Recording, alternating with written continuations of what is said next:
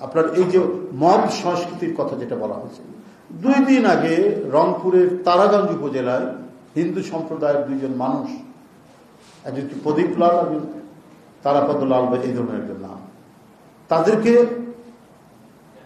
এই মব সংস্কৃতি অর্থাৎ বেশ কিছু লোক মিলে তাদেরকে পিটিয়ে মারল। কত দুর্ভাগ্যজনক। পুলিশ সেখানে গেছে, খবর পেয়ে গেছে, গিয়েও ফিরে এসছে যে মবের মধ্যে পড়তে চায়নি। এই যদি আইন শৃঙ্খলার পরিস্থিতি হয়, তাহলে আজকে সাধারণ মানুষের নিরাপত্তাটা কোথায়? এটা তো আজকে সবচেয়ে ভাবিয়ে তুলেছে। এই মব কালচার একটা ক্যান্সারিয়াস গ্রোথ, একটা বৃহত্তর ক্যান্সারের ঘা তৈরি করেছে আমাদের জনসমাজের মধ্যে। অন্তর্বর্তীকালীন সরকারের তাদেরকে তো এই প্রচেষ্টা নিতে হবে, দৃষ্টান্তমূলক শাস্তি দিতে হবে। কারো হাতে আইন তুলে নেওয়ার কোনো অধিকার নেই। যে অধিকারটা শেখ হাসিনা দিয়েছিলেন তার র্যাবকে, তার পুলিশকে, তার আইন শৃঙ্খলা বাহিনীকে, তারা নির্বিচারে হত্যা করত, বিচার বহির্ভূত হত্যা করত, ক্রস ফায়ার দিত, অদৃশ্য করে দিত। এই কারণেই তো সারা জাতি ক্ষুব্ধ হয়েছিল। সারা জাতি ক্ষুব্ধ হয়ে শেখ হাসিনার বিরুদ্ধে একযোগে বাবা মা সন্তান সহ রাস্তায় নেমে এসে তাকে পতন ঘটিয়েছে। কিন্তু আবার কেন এই ধরনের পরিস্থিতি তৈরি হবে?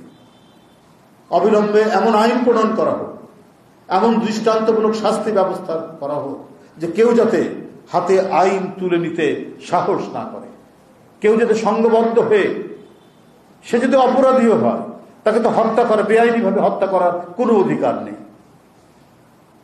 কেন একটা উস্কানিমূলক কথার উপর সাই দিয়ে অনেক লোক এসে একজন মানুষকে হত্যা করে চলে যাবে? এই ঘটনা হতে পারে না। এটা তো সভ্য সমাজের নমুনা হতে পারে না।